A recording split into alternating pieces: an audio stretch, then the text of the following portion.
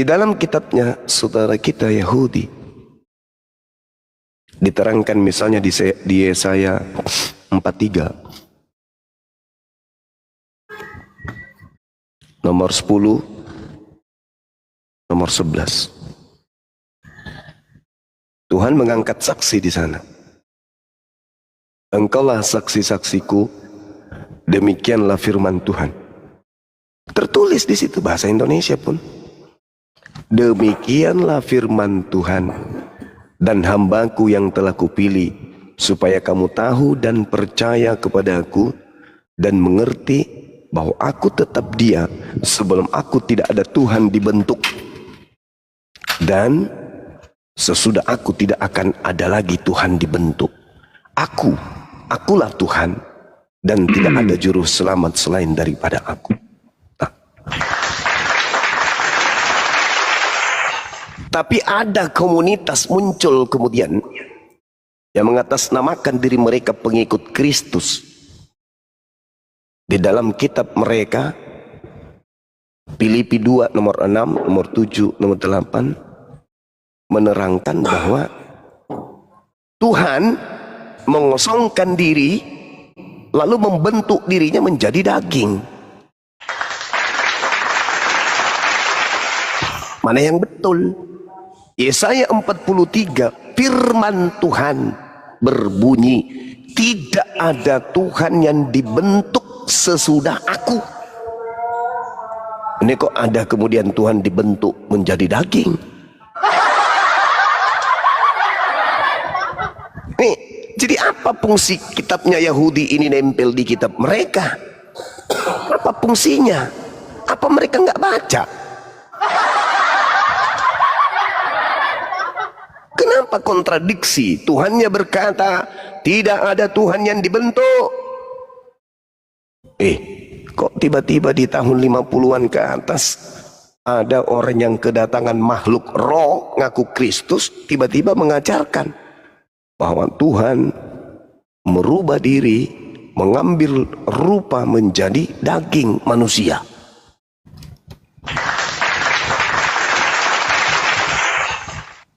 Ya, kita tunggu kemudian teman-teman pengikut Kristus ini untuk menjelaskan kepada kita, karena ini sifatnya bertanya. Kalau yang tadi yang saya terangkan tadi itu kan konsep Tuhan dalam agama langit, tidak ada yang serupa dengan Tuhan. Itu dalam konsep agama langit Yahudi dan juga Islam. Nah, ada agama muncul di tengah antara Yahudi dan Islam yang mengatakan Tuhan serupa dengan bayi. Nah, kita minta apa yang ada di dalam otak mereka sampai mereka bisa percaya konsep tersebut, Tuhan dalam bentuk bayi.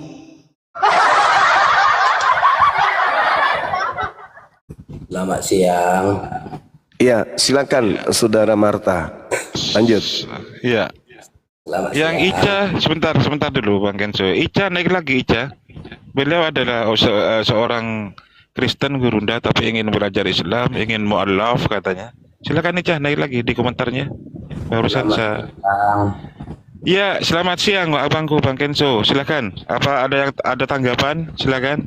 Ya, saya cuman kata yang baru ngomong bertanya. Saya mau menanya, apa benar kata Edis, kenapa nggak dinaikkan waktu dia live si Edis? Edis lagi. Ya, jawab aja lah dengan jujur. Apa hubungannya dengan tema? Oke. Ditanggapi temanya Bang Juma itu Gurunda tadi, ditanggapi. Bersaya jawab dulu apa hubungannya dengan tema. Bagaimana kita membahas suatu tema jika yang saya tanya aja tidak berani berjawab dengan jujur? Saya jawab, Edis tidak ada ilmunya, tidak pantas Kenapa kamu untuk. yang jawab? Yang saya tanya siapa? Waduh, tidak pantas beliau menghadapi Gurunda. Kata Itu aja siapa? ya. Manusia ada tidak pantas dengan sesama manusia? Ditanya kalimat robbah malah dia pelongo-pelongo, katanya belajar Islam telah lama, selama 13 tahun Yang saya katanya. tanya dulu Gak usah dijawab dilayani, apa? gak usah dilayani. Gak usah dilayani. Jawab Gimana aja, kok? benar atau tidak? Kalau tidak Gak usah sesuai dilayani. dengan tema terpaksa saya Anda turunkan ya. Silakan Bang Enggak. Tison. Bang Iya. Uco tanggapi. Assalamualaikum, Ya, Bang Zuma. selamat siang, brother. warahmatullahi wabarakatuh. Ya, kabarmu baik ya? Baik, Ya, alhamdulillah. baik. Saya juga baik ya. Baik, Bang. Baik dengan yang brother katakan tadi ceramah kamu tentang ketuhanan ya. Sebagai kami orang Kristen, kenapa kami percaya kepada Yesus Kristus berarti ada alasan ya. Kami percaya bahwa di dalam Yohanes 5 ayat 37 di sini berkata, brother, maka Bapa itu yang sudah menyuruh aku, ia sendiri telah menyaksikan dari halku. Kamu belum pernah mendengar suaranya atau nampak rupanya. Ya, ini perkataan Yesus. Berarti dengan perkataan ini hanya Yesus yang dapat bercerita tentang Bapa itu. Maka ia di dalam pelayanannya, ia mengajarkan kepada orang-orang pada zaman itu dan juga pada para muridnya ya, di dalam Yohanes 14 ya ayat 1 sampai dia menerangkan ya kepada orang-orang pada waktu itu. Dia katakan, janganlah diberi hatimu terharu, percayalah akan Allah dan percayalah akan Daku. Di dalam rumah Bapakku adalah banyak tempat kediaman. Jikalau tiada demikian, niscaya sudah aku katakan kepadamu, karena aku pergi menyediakan tempat bagimu. Dan jikalau aku pergi serta sudah menyediakan tempat bagimu itu, aku akan kembali lalu menyambut kamu datang kepadaku, supaya di tempat aku ini ada, di situ juga kamu ada. Dan tempat aku pergi, jalannya kamu ketahui.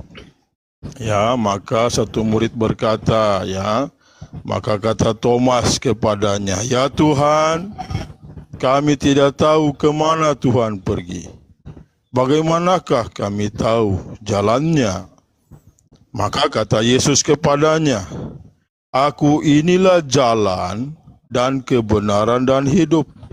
Seorang pun tiada sampai kepada Bapa kecuali dengan aku.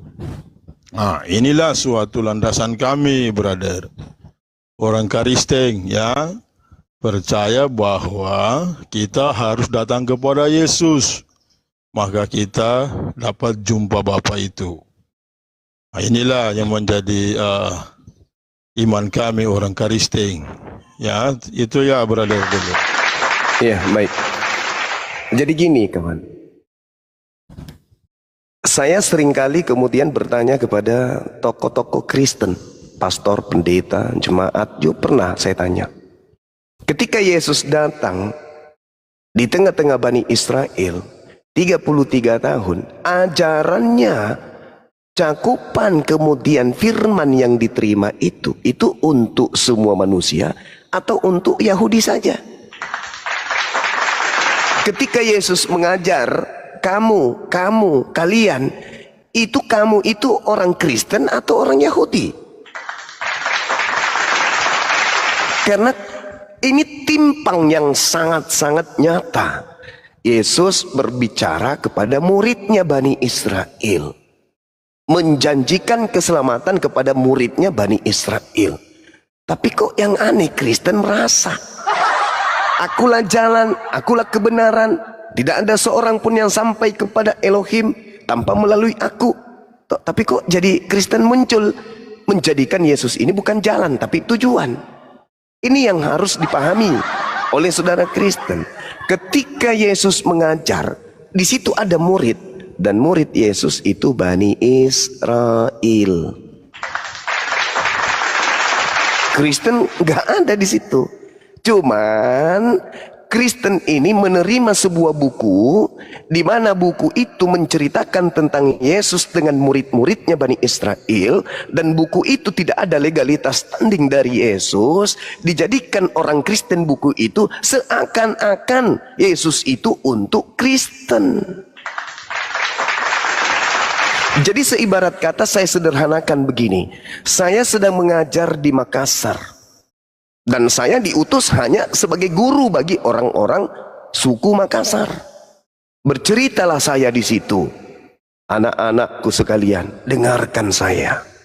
Kalian tidak akan pernah bisa sampai ke Jakarta tanpa melalui aku. Nah, tiba-tiba muncul orang Madura naik sepeda kumbang, ketek, mendengarkan kemudian, atau paling tidak ada di antara mereka yang mendengarkan ucapan saya atau kemudian melakukan penyelidikan di sekeliling tempat saya ngajar. Orang itu cakap apa tadi? Oh, dia bilang tak ada orang yang bisa sampai ke Jakarta tanpa melalui dia. Dicatatlah di situ. Bang Suma berkata, (2, pembuka, tidak ada orang yang bisa sampai ke Jakarta tanpa melalui aku, penutup. Buku itu kemudian dijual kepada orang Madura. Orang Madura langsung mengatakan kepada sesamanya orang Madura, "Hei, tahu nggak kalian? Apa paman? Tidak ada orang yang bisa ke Jakarta tanpa melalui Bang Suma." Itu kan namanya sedeng. Ucapan saya itu hanya mereka yang berdarah Makassar. Ucapan Yesus itu hanya untuk Bani Israel. Tak ada hubungannya ajaran Yesus dengan kalian, saudaraku Kristen. Sadarlah. Perjanjian lama yang kalian pakai itu kitabnya Yahudi. Perjanjian baru yang kalian pakai itu adalah perpaduan antara ajaran Yesus kepada murid-muridnya Yahudi dan doktrin dogma dari Kristus yang datang kepada Paulus yang menginginkan disembah dengan menjual nama Yesus. Tak ada hubungannya Kristen dengan Yesus. Tak ada sedikit pun. Will pun tak ada. Ucapan-ucapan Yesus 100% semuanya hanya untuk muridnya Bani Israel. Akan tetapi kenapa Kristen ini muncul? Kristen ini muncul akibat pengajaran Kristus palsu, sehingga Kristus palsu ini membimbing nabinya bernama Paulus untuk mengajarkan seluruh orang di atas muka bumi ini menjadi penyembah Kristus. Lahirlah Kristen. Nah, konsep ini kemudian Anda ambil seperti yang Anda uraikan tanpa malu-malu tadi. Yesus berkata kepada Thomas, ya kepada Thomas bukan kepada Kristen.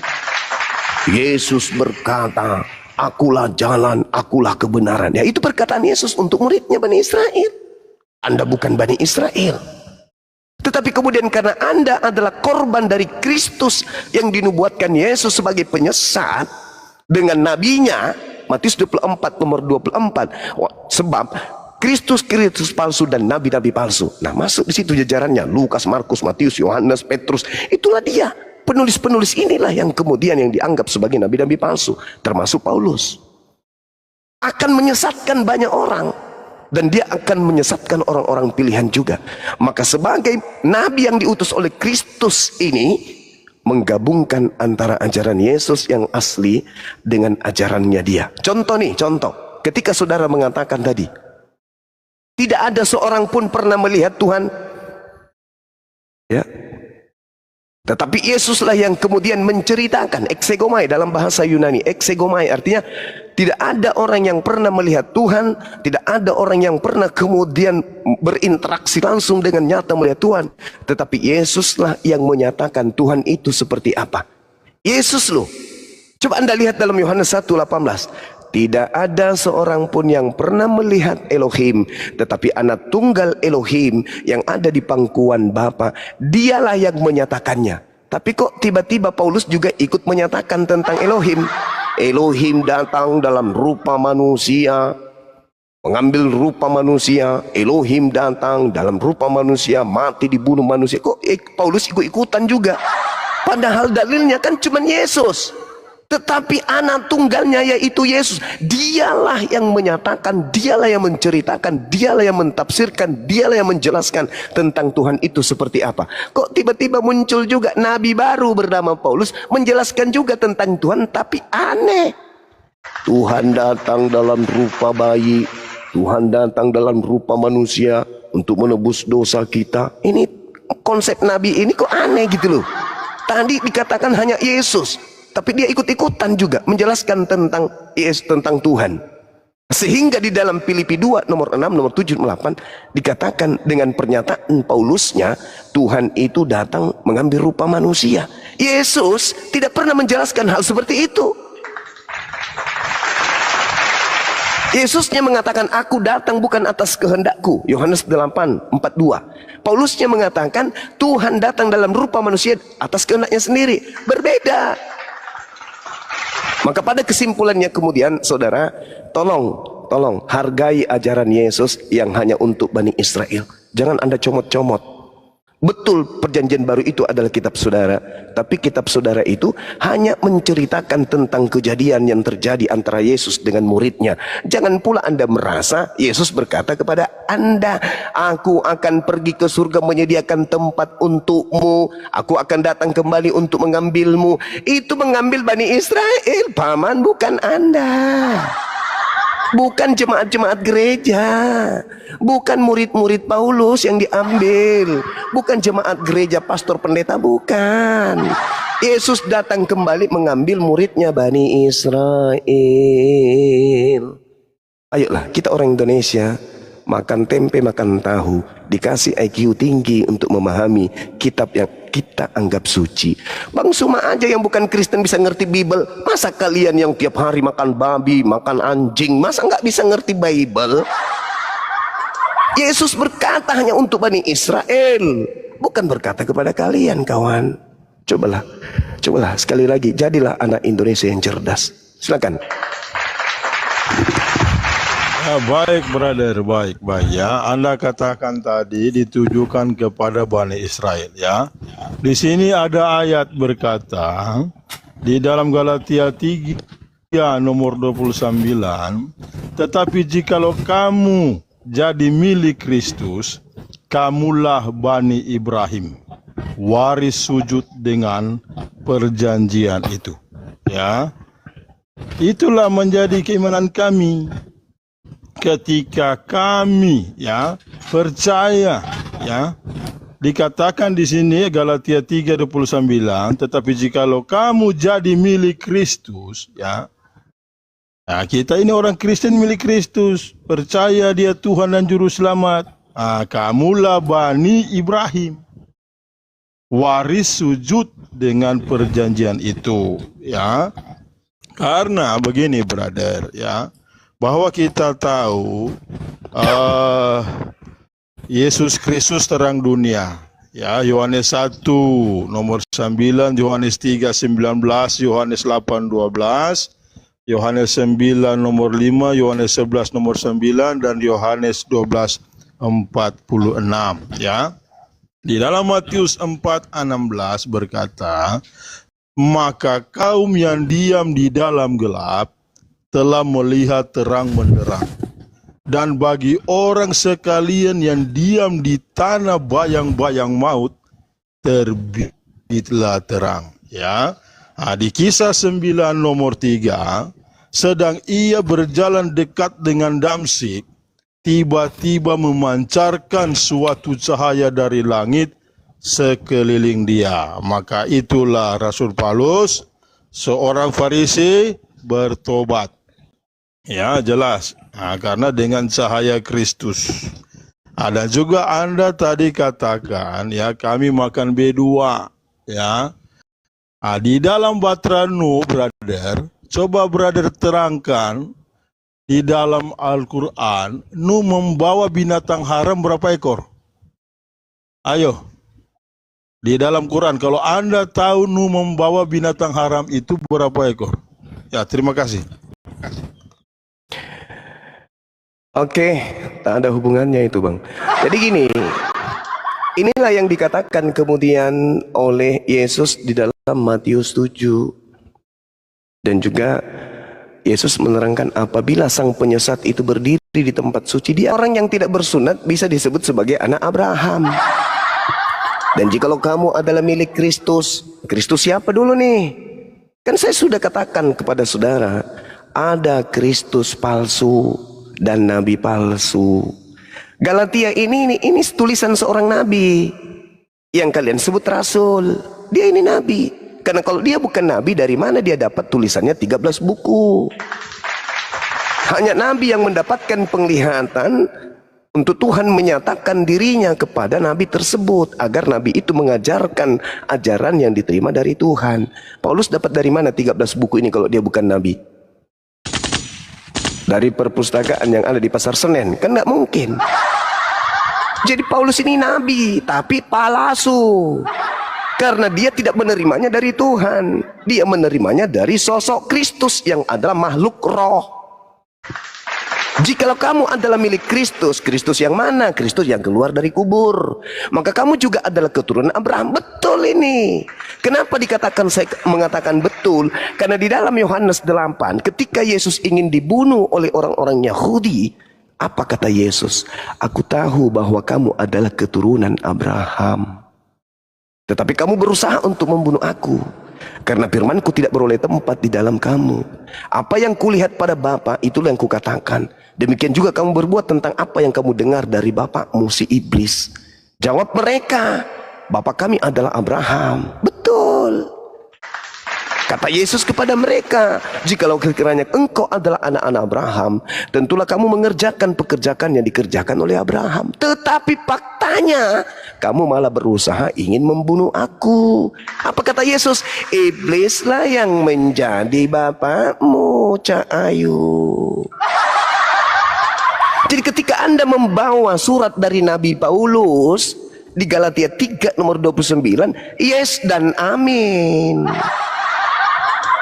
Memang keturunan mereka ini memang keturunan Abraham, tetapi tidak bisa menerima janji. Kenapa? Karena Kristen ini adalah sekelompok manusia yang harus dibunuh, harus dimusnahkan menurut kitab Kejadian 17 nomor 14. Inilah perjanjianku yang harus kamu pegang, perjanjian antara aku dan kamu serta keturunanmu. Bagaimana mungkin Kristen keturunan Abraham?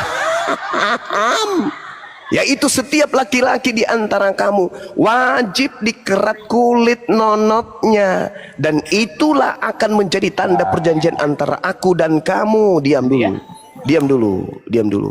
Anak yang berumur 8 hari harus kau potong nonotnya, yakni setiap laki-laki antara kamu turun temurun, baik yang lahir di rumahmu maupun yang dibeli dengan uang dari salah seorang asing, tetapi tidak termasuk keturunanmu. Orang yang lahir di rumahmu dan orang yang engkau beli dengan uang harus disunat, maka dalam dagingmu lah perjanjianku itu menjadi perjanjian yang kekal. Dan orang yang tidak disunat helm nonotnya, 17:14 dari kitab Kejadian, yakni laki-laki yang tidak dikerat kepala helmnya, maka laki-laki itu harus dilenyapkan dari antara sebangsanya, karena dia telah mengingkari perjanjianku. Bagaimana mungkin Karisteng pecinta kulub ini yang suka pelihara kulubnya, suka menata-nata kulubnya, bersih-bersihkan kulubnya, kasih-kasih parfum, dikatakan sebagai anak Abraham? Jadi jangan Anda menggunakan bantahan Anda dengan Nabi Paulus. Nggak make. Makanya saya katakan kalian ini penumpang gelap. Yesus tidak pernah mengenal apa itu Galatia. Yesus tidak pernah mengajarkan apa itu Timotius, apa itu Filemon, apa itu Filipi, apa itu kemudian surat-surat Paulus, Roma. Nggak ada. Di mana Yesus pernah menyinggung pernyataan-pernyataan tentang seperti itu? Nggak ada. Yesus memang mengatakan, engkau memang keturunan Abraham, tetapi iblislah yang menjadi bapakmu, karena kamu mau melakukan keinginan-keinginan bapakmu. Itu saudara. Jadi ketika Anda mengatakan kami ini adalah anak Abraham, itu pernyataan Nabi Paulus kan? Iya kan? Yang diterima dari Tuhannya Kristus. Sedangkan anak Maria Tuhannya tidak bergelar Kristus. Paulus sembahannya bergelar Kristus. Kristen sembahannya bergelar Kristus. Kalau Tuhannya orang Yahudi gelarnya mau tahu? Baca Yesaya 5 nomor 16. Gelarnya nih, dengarkan baik-baik. Gelar Tuhannya Bani Israel adalah Subhanahu wa Ta'ala. Yesaya 5 nomor 16. Tak ada itu orang Israel menyembah Tuhan yang bergelar Kristus. Musa Tuhannya tidak Kristus, Daud Tuhannya tidak Kristus, Musa Tuhannya tidak Kristus, Yesus Tuhannya tidak Kristus, Tuhannya Yesus Maha Suci Maha Tinggi Subhanahu wa Ta'ala. Siapa yang mengajarkan menyembah kepada Kristus? Siapa yang mengajarkan menyembah kepada Kristus? Nabi Paulus. Kalian pengikutnya, jadilah teladanku, kata Paulus. Kalian meneladani. Jadi sekali lagi saya katakan kepada saudara, Yesus berbicara, untaian huruf kata kalimat paragraf pesan yang disampaikan Yesus ketika dia penginjilan, seluruhnya 100% ucapan itu hanya mengikat muridnya Bani Israel. Kristen bukan dari Aule, Kristen bukan dari halaman Yerusalem, Kristen berasal dari Roma. Yang mengambil cerita-cerita yang disusun, yang menceritakan tentang peristiwa yang terjadi antara Yesus dan muridnya Bani Israel, dirangkum, dipilih dan dipilah, kemudian diseleksi dalam pengkanonan, loloslah 4 kitab. Jadilah Katolik, memiliki kitab dan menyembah kepada Theos yang nusul menjadi daging. Perjanjian lama kitabnya Yahudi, perjanjian baru bukan kitabnya Yesus, tapi cerita yang membahas tentang Yesus yang kemudian dijadikan oleh Kristen di luar Yahudi sebagai kitab. Jadi sekali lagi mengenai sunat kawan, Kristen berdasarkan Kejadian 17 nomor 14 itu harus dilenyapkan. Karena melanggar perjanjian kekal Tuhannya Abraham, yaitu memotong helm kulub. Silakan Anda tanggapin. Ingat poinnya, Kristen itu bukan pengikut Yesus, tetapi pengikut Kristus. Silakan. Ya, baik-baik ya. Anda katakan tadi bahwa di dalam perjanjian ya, di dalam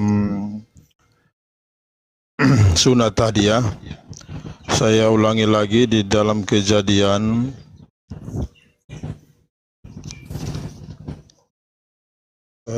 sembilan ayat saya baca ya 12 sampai 13 ya. Sampai 14. Di sini, maka kepada pemandangan Ibrahim kita ini amat jahat adanya oleh sebab salah.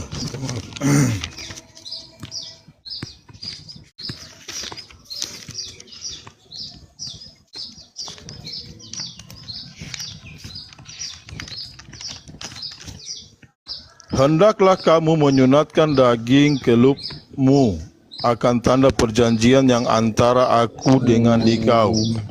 Maka anak laki-laki yang umur 8 hari itu patut disunatkan. Ini di sini Kejadian 17, brother. Kejadian 17 ayat 11 12 saya baca ya. Hendaklah kamu menyunatkan daging kelupmu akan tanda perjanjian yang antara aku dengan engkau. Maka anak laki-laki yang umur 8 hari itu patut disunatkan, yaitu segala laki-laki dalam bangsamu dan orang yang diperanakan dalam rumahmu. Ini perjanjian. Lalu brother katakan, apakah brother ini bersunat? Apakah keturunan Ibrahim? Dan bersunat di sini perjanjian 8 hari. Brother berapa hari sunat? Itu pertama. Dan yang kedua, Anda tadi katakan Kristus ya. Di sini Yohanes 1:41. kami sudah berjumpa Mesias, yang diterjemahkan artinya Kristus. 1 Samuel 2 nomor 10. Hendaklah dikaruniakannya kemuliaan kepada rajanya, dan ditinggalkannya tanduk almasinya. Mazmur 2 ayat 2, bahwa segala raja di atas bumi telah berbangkit dan segala penghulu pun bermusyawarah bersama-sama melawan Tuhan dan melawan Masihnya. Ya, di dalam Galatia, brother, ya, yang Anda sebutkan tadi itu Nabi dari Paulus menyebutkan bahwa kita tahu di dalam Lukas 2 nomor 11 sudah jelas sekali bahwa hari ini, saya ulangi lagi, saya baca, sebab pada hari ini sudah lahir bagimu juru selamat, yaitu Kristus Tuhan itu, di dalam negeri Daud. Ya, Kristus Tuhan itu. Maka itulah kami yang percaya kepada Kristus, seperti Galatia tadi sampaikan, bahwa kami adalah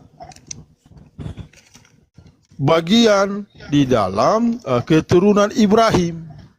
Begitu. Sedangkan Anda Indonesia, berdasarkan kenapa Anda katakan kau bersunat?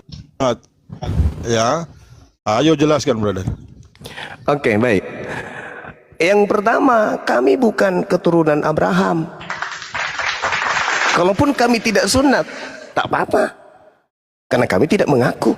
Yang celoko, Kristen mengaku tuh di dalam kitab Galatia, kami adalah keturunan Abraham. Loh, tidak sunat, kan penipuan. Sedangkan tadi Anda membaca menegaskan Kejadian 17, keturunan atau orang asing yang ada di tengah mereka, yang mereka beli atau yang lahir di rumah mereka, wajib hukumnya bersunat. Kalau tidak bersunat, dilenyapkan. Lah, Kristen tidak bersunat ngaku keturunan Abraham. Ini penipuan namanya. Ini jelas-jelas penipuan. Lantas Anda mengatakan, kenapa umat Islam sunat? Kenapa umat Islam disunat bukan pada hari ke-8? Loh, kami bukan keturunan Abraham, dan kami bukan orang asing yang hidup di rumah Abraham, dan kami bukan orang yang mengambil kitabnya Abraham. Bukan mengambil kitabnya keturunan Abraham, bukan. Kalian yang punya tanggung jawab untuk itu. Lalu kemudian Anda mencoba untuk mengambil data di dalam kitabnya orang Yahudi, 1 Samuel 2 nomor 10. Padahal bunyinya itu nggak begitu. Orang yang berbantah dengan Tuhan akan dihancurkan. Tuhan mengatakan jangan ada ilah lain di hadapanku. Paulus mengatakan ada ilah baru bernama Yesus. Itu ilah baru namanya Muhammad itu. Sabar. Kalau sakit hati turun. Atas mereka mengguntur di langit. Tuhan mengadili bumi sampai ke ujung-ujungnya. Ia memberi kekuatan kepada raja yang diangkatnya, dan meninggikan tanduk kekuatan orang yang diurapinya. Saudaraku, orang yang diurapi Tuhan itu bukan cuma Yesus doang. Yang diurapi Tuhan itu banyak. Ada yang namanya Samuel. Ada yang sabar bang. Ada yang bernama Daud, ada yang bernama Kores. Banyak orang yang kemudian sabar kawan, saudara Daniel, sabar. Ada yang disebut Saul, ada Harun, ada Elisa, ada Salomo. Orang ini semuanya Kristus. Dalilnya lengkap. Kemudian 1 Raja-Raja 1:39, Imam Sadok telah membawa tanduk berisi minyak dari dalam kemah, lalu diurapinya Salomo. Salomo diurapi, berarti Salomo Kristus, karena Kristus itu adalah orang yang diurapi. Itu yang disebut Kristus. 1 Raja-Raja 1 nomor 39, Salomo adalah Kristus. 1 Raja-Raja 19:16, Elisa adalah Kristus. Juga Yehu cucu Nimsi haruslah kau urapi menjadi raja atas Israel, dan Elisa bin Salafat dan Abel Mehona harus kau urapi menjadi nabi menggantikan engkau. Elisa juga Kristus. Imamat 8 nomor 12, Harun juga Kristus. Kemudian dituangkannya sedikit dari minyak urapan itu ke atas kepala Harun, dan diurapinya lah Harun untuk menguduskannya. Harun juga Kristus. Saul di dalam 1 Samuel 1 nomor 10, lalu Samuel mengambil buli-buli berisi minyak, dituangkannya lah ke atas kepala Saul, diciumilah dia sambil berkata, bukankah Tuhan telah mengurapi engkau menjadi raja atas umatnya Israel? Saul juga Kristus. Yesus juga Kristus, Daud juga Kristus, Samuel juga Kristus, Harun juga Kristus, Saul juga Kristus. Tetapi lagi-lagi penyesat beraksi di dalam Lukas 2 nomor 11. Sebenarnya kalau Kristen ini jujur, bunyi dari kitab itu sebenarnya tidak begitu. Bunyi yang sebenarnya adalah, hari ini telah lahir bagimu juru selamat, yaitu orang yang diurapi Tuhan di kota Daud. Itu terjemahan yang sebenarnya. Kristus adalah orang yang diurapi Tuhan. Jadi terjemahannya Lukas 2 nomor 11, kalau Kristen ini lembaganya tidak ngehok-ngehok, hari ini telah lahir bagimu juru selamat, yaitu manusia yang diurapi Tuhan di kota Daud, yaitu Yesus. Berarti Yesus ini adalah manusia yang diurapi Tuhan, bukan Tuhan yang diurapi, bukan. Inilah yang terjadi, saudara. Jadi kalau umat Islam kemudian tidak bersunat, tak ada masalah, karena di situ yang diperintahkan keturunan Abraham secara turun temurun, yaitu orang Arab dan orang Yahudi. Kristen dan juga Islam tidak bersunat. Orang-orang Kristen yang notabene bukan orang Yahudi dan orang Islam yang juga bukan orang Arab tidak bersunat, tak masalah. Sampai di situ tak masalah. Tetapi kemudian Kristen ini mengklaim dirinya keturunan Abraham juga. Berarti Kristen wajib sunat, kalau tidak dilenyapkan.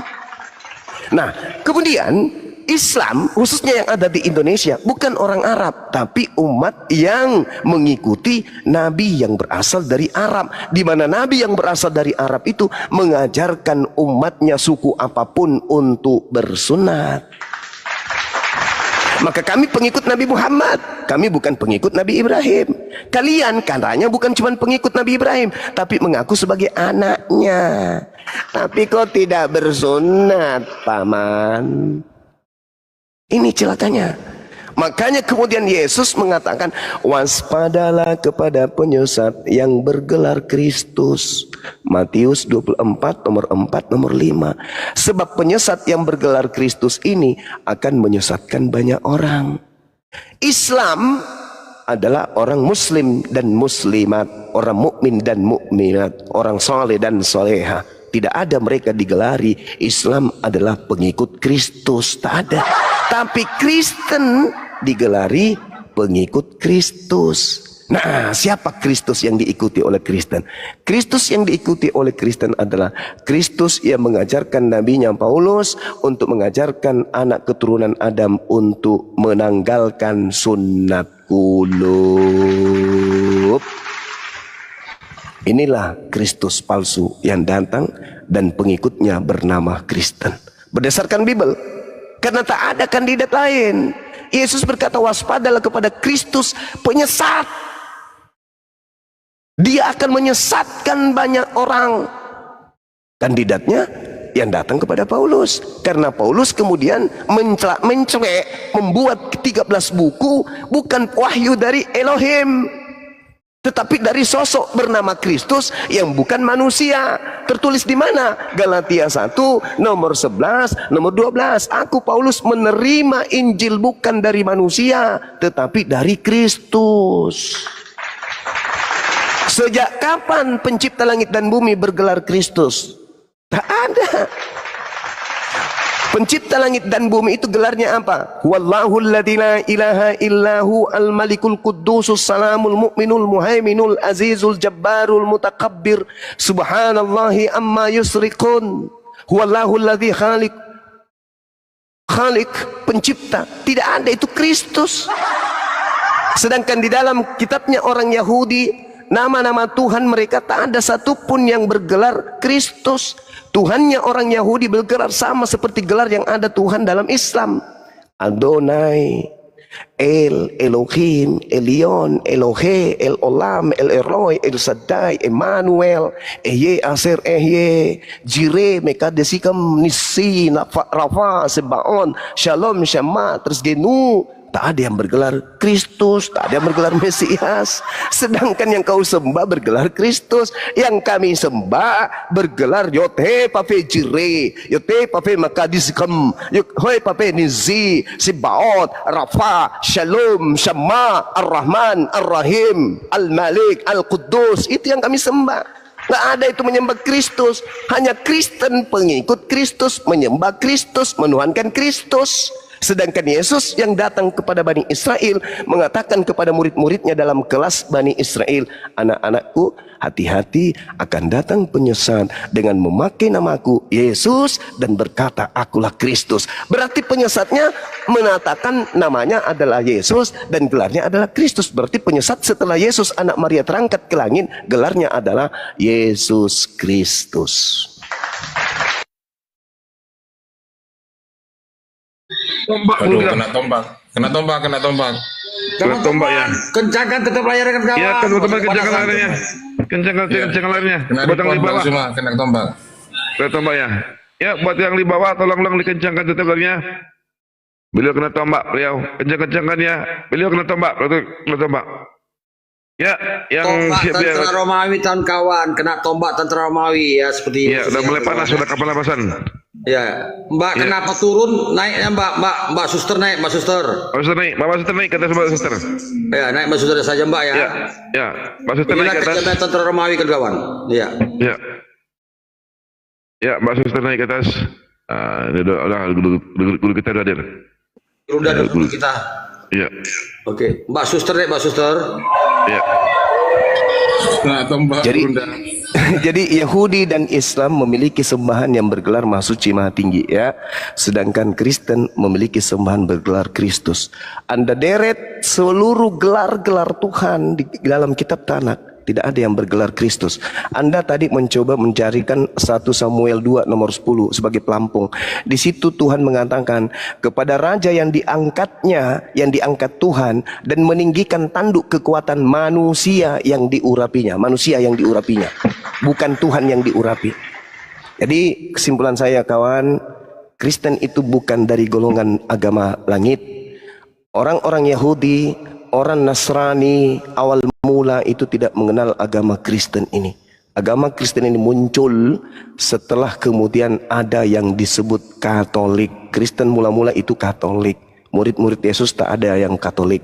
Murid-murid Yesus itu adalah praktisi Torah. Mereka penganut ajaran kitab Tanakh. Ya, untuk itu kemudian Islam datang untuk meluruskan kembali ajaran para nabi yang dibengkokkan oleh orang-orang yang tidak bertanggung jawab. Sekali lagi saya katakan kepada saudara bahwasanya Yesus hanya untuk Bani Israel. Yesus mengajar Bani Israel. Semua ucapan Yesus hanya untuk Bani Israel. Kristen adalah kelompok baru yang kemudian mengikatkan dirinya kepada Yesus yang adalah Kristus, dan bahkan melalui Paulus mengatakan diri mereka adalah anak-anak Abraham. Tapi itu menggelikan bagi orang yang paham Bible. Saya kira demikian, silakan.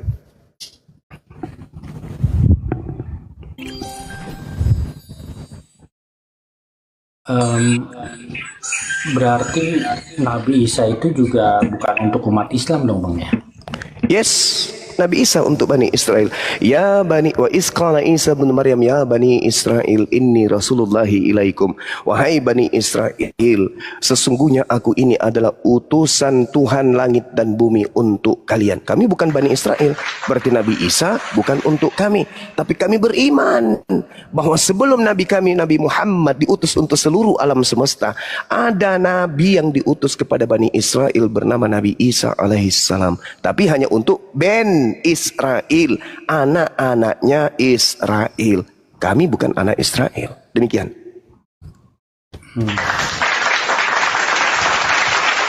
Terus ini Bang, Muhammad ini kan tidak disunat seperti Abraham disunat. apakah masih bisa dibilang Muhammad ini keturunan Ibrahim?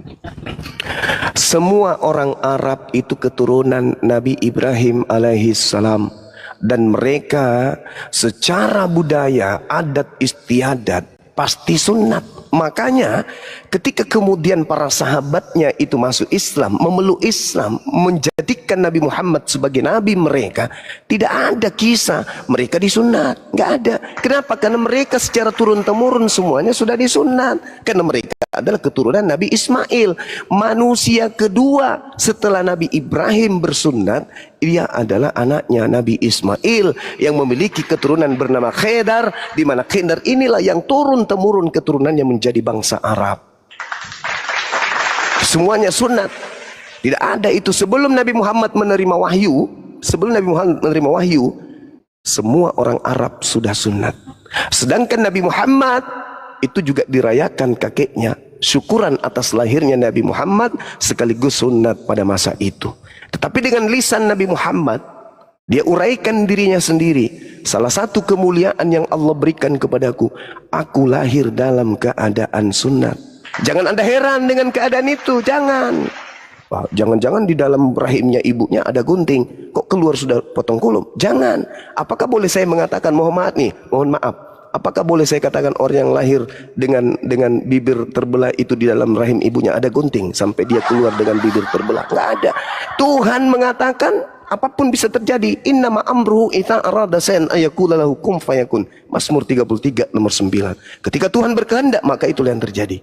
Nabi Muhammad lahir dalam keadaan sunat, sama seperti Nabi Adam, sama seperti Nabi Musa itu juga tidak disunat. Nabi Daud, Salomo, Harun juga tidak disunat. Tapi mereka menurut tradisi Yahudi sudah lahir dalam keadaan sunat. Seperti itu kawan. Tapi pernah saya dengar ada orang habis bersalin, kemudian dilarikan kembali masuk rumah sakit. Apa perihalnya? Ternyata ketika dijahit sesar, tertinggal gunting di dalam. Disesar kembali, lantas dikeluarkan guntingnya. Tapi bukan gara-gara gunting itu anaknya kemudian tersunat keluar, enggak. Satu lagi bang, aku tidak menemukan proper name alif lam lam ha di kitab Tanakh Yahudi. Apakah Yahudi dan umat Islam menyembah Tuhan yang berbeda bang? Jadi gini kawan, begitu juga ketika Anda mencari di barat objek yang bernama pisang, itu tidak ada disebut di sana dengan huruf P-I-S-A-N-G. Tapi apakah kemudian pisang itu berbeda dengan banana yang ada di barat? Karena hurufnya tidak sama. Itu dulu yang Anda harus pahami. Karena ketika berbicara gimana? Kalau proper name itu penyebutannya nggak boleh beda bang. Nah kalau begitu kenapa di dalam Septuaginta tidak ada nama Elohim? Kenapa berubah semuanya menjadi Theos? Cikuk. Karena Elohim itu generic name bang, bukan proper name, beda. Yod-Heh-Vah-Veh disebut apa dalam bahasa Septuaginta? Aku nggak tahu bang. Ketawa jahat dulu. Nggak bisa kayak gitu. Karena kenapa? Kitabnya orang Yahudi hari ini ketika mereka terjemahkan ke dalam bahasa Arab, Yod-Heh-Vah-Veh mereka sepadankan dengan kata Allah. Yang masalah ketika Yod-Heh-Vah-Veh diterjemahkan ke dalam Septuaginta menjadi Theos, jadinya kedewa. Gitu kawan. Saya kira sementara untuk itu, saya mau ibadah dulu 15-10 menit. Dilanjut lagi nanti teman-teman. Ada adinda saya Tahta di sini dan teman-teman yang lain bisa melanjutkan. Ada Datu, ada Otak Waras. Ya, silakan aja diskusi yang baik. Kita boleh tegas, kita bisa keras, yang penting berdata. Karena pertanggungjawab ada datanya. Yang saya katakan tadi bahwasanya Tuhannya saudara kita Kristen bertanduk 7, bermata 7 ada dalam Wahyu 5 nomor 7. Tuhannya Kristen itu adalah roh, di mana roh adalah makhluk halus, tertulis dalam Yohanes 4 nomor 2, 24 dan seterusnya. Jadi semua yang saya uraikan itu berdata, tak ada satupun tak ada datanya. Nah celakanya karena data-data ini tidak bersumber dari Yesus, tapi bersumber dari orang-orang yang tidak kita kenali. Bahkan orang Kristen pun tidak kenal siapa penulisnya, dan Yesus pun tidak pernah memberikan sesuatu berupa